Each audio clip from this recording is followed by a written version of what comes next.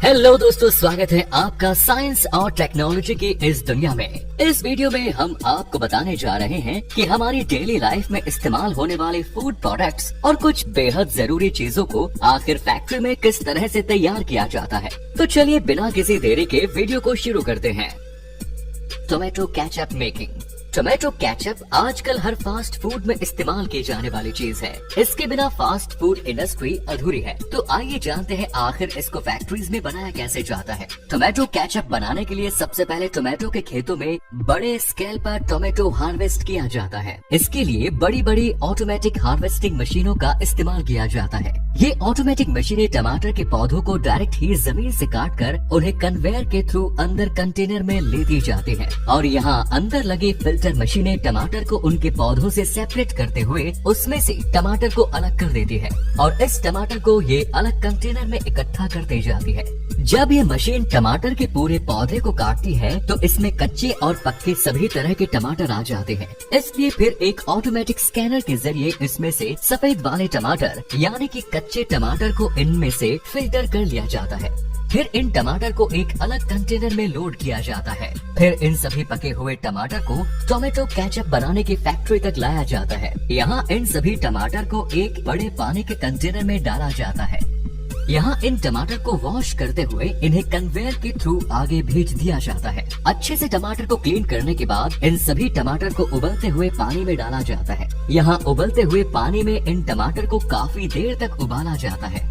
जब इन टमाटर की ऊपरी स्किन गलने लगती है तो फिर इन टमाटर को एक कन्वेयर की मदद से इस गर्म पानी में से निकाल लिया जाता है और इन उबले हुए टमाटर को कन्वेयर के थ्रू आगे भेजा जाता है, जहाँ कुछ ऑटोमेटिक मशीनों द्वारा इनके छिलकों को इन पर से हटा लिया जाता है। ऑटोमेटिक मशीन्स द्वारा इनके छिलके हटाने के बाद इन सभी टमाटर को कन्वेयर के थ्रू वर्कर्स की एक टीम के पास भेजा जाता है, जहाँ पर इन टमाटर की मैन्युअली छटाई होती है ताकि इनमें कोई बिना छिला हुआ टमाटर न रह जाए। इसके बाद में इन सभी टमाटर को फिर से एक बार कन्वेयर पर डालकर आगे एक मिक्सिंग मशीन तक पहुँचा दिया जाता है। यहाँ ये मशीनें इन टमाटर को क्रश करके इनका सॉस बनाती है और यहीं पर इनमें कुछ जरूरी इंग्रेडिएंट और प्रिजर्वेटिव मिला दिए जाते हैं जो कि इसके टेस्ट के साथ इसकी उम्र को भी बढ़ा देते हैं।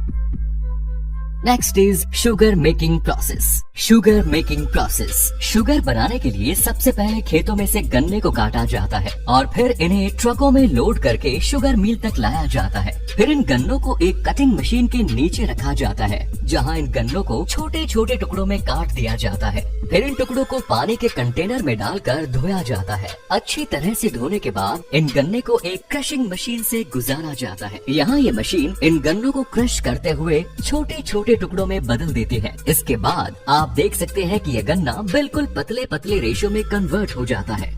फिर इस गन्ने को कन्वेयर के थ्रू जूस निकालने वाले मशीन तक ले जाया जाता है। यहाँ इन गन्नों को मल्टीपल रोलर्स के बीच से गुजारा जाता है, जहाँ अच्छे से इनका पूरा जूस निकाल लिया जाता है। अब इस गन्ने के जूस को अलग कंटेनर में इकट्ठा कर लिया जाता है। फिर इस गन्ने के जूस में सल्फर डाइऑक्साइड मिलाया जाता है। इसी केमिकल की वजह से चीनी के दाने क्रिस्टल के फॉर्म में आते हैं। इसके बाद में इस पे लाइम पाउडर मिलाया जाता है। लाइम पाउडर मिलाने के बाद इस जूस को कुछ घंटों तक यूं ही छोड़ दिया जाता है। ये लाइम पाउडर गन्ने के जूस में मौजूद इम्प्योरिटीज को कंटेनर की निचली सतह पर बैठा देता है। फिर ऊपर बचे इस शुद्ध जूस को आगे इवेपोरेटर में भेजा जाता है, जहां इसे काफी हाई टेम्परेचर पर गर्म किया जाता है, जिससे इसका पानी वेपोराइज हो जाता है और इसमें सिर्फ शुगर का प्योर सिरप बचता है। धीरे धीरे ये सिरप गाढ़ा होते जाता है और इसमें चीनी के क्रिस्टल्स बनने लगते हैं। फिर इस सिरप को स्टीम से गर्म किया जाता है, जिससे इसका बचा कुचा मॉइस्चर हट जाता है और ये चीनी के क्रिस्टल इसके कंटेनर की दीवार के ऊपर चिपक के जाते हैं।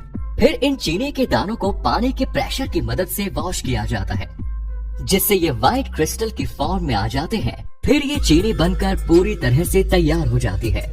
फिर चीनी के दानों को अलग अलग छोटी बड़ी छलनी से छान लिया जाता है और इस तरह से इसमें से 2-3 अलग अलग साइज के दाने वाली चीनी तैयार हो जाती है और इसमें सबसे बारीक वाला पार्ट शुगर पाउडर बन जाता है। इसके बाद इस चीनी को बड़े बड़े कंटेनर्स में पैक करके मार्केट के लिए भेज दिया जाता है।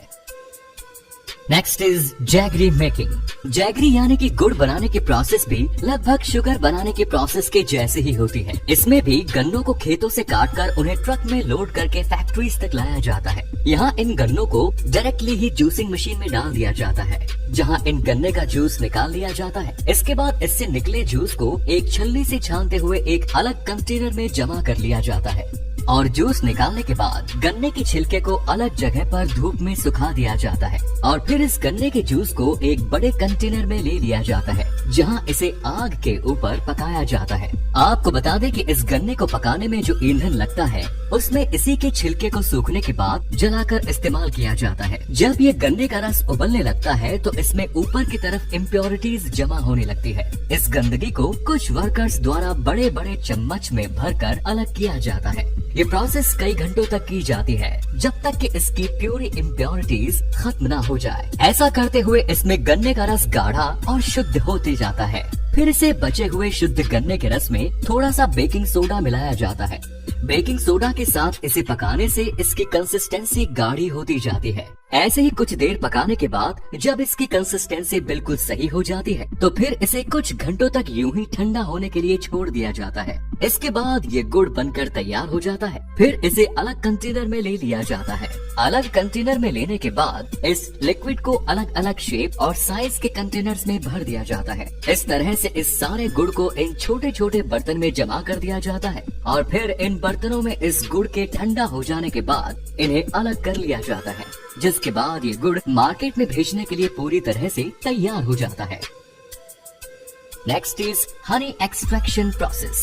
शहद बनाने के लिए सबसे पहले सही जगह का चुनाव किया जाता है। ये जगह फूलों या फसलों के बड़े बड़े खेतों के आसपास होती है। यहाँ सबसे पहले शहद के कई सारे बॉक्सेस को रख दिया जाता है। इन बॉक्स के अंदर कई सारे मधुमक्खी के आर्टिफिशियल छत्ते होते हैं। फिर इन खाली छत्तों में पालतू मधुमक्खियों को छोड़ दिया जाता है। ये मधुमक्खियाँ आसपास के फूलों से रस को लेकर इनमें इकट्ठा करती जाती है। कुछ दिनों बाद मधुमक्खियों के इन बॉक्सेस को खोलकर चेक किया जाता है। जब इनमें शहद अच्छी मात्रा में भर जाता है तो फिर इन छत्तों को इन बॉक्सेस से एक एक करके निकाला जाता है और इस पर से मधुमक्खियों को हटाया जाता है। इसके बाद इन छत्तों को डायरेक्टली ही शहद निकालने वाली जगह पर ले जाया जाता है। यहाँ सबसे पहले मधुमक्खी के छत्ते को एक मशीन के ऊपर रखा जाता है और यहाँ इनके छत्तों के ऊपर वाले ढक्कन को हटा दिया जाता है ताकि शहद को इनमें से निकालना आसान हो जाए। आप देख सकते हैं किस तरह से इनके ऊपर की ओपनिंग को हटाया जा रहा है। इसके बाद सभी छत्तों को एक एक्सट्रैक्टिंग मशीन में डाला जाता है।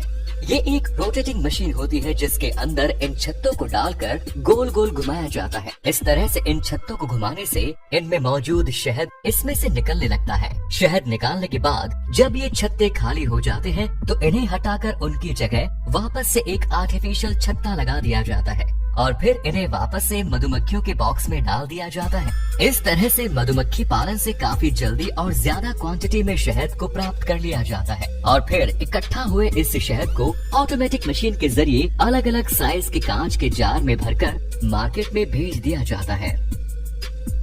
तो आप सभी को इन फूड प्रोसेसिंग मशीनों के द्वारा इन प्रोडक्ट को बनता देखकर कैसा लगा, अपने विचार कमेंट बॉक्स में जरूर दीजिए। अगर आपको ये वीडियो पसंद आया तो प्लीज लाइक और शेयर करना ना भूलें। ऐसे ही इंटरेस्टिंग नॉलेज से भरे और वीडियोस के लिए हमारे चैनल को सब्सक्राइब जरूर करें। धन्यवाद।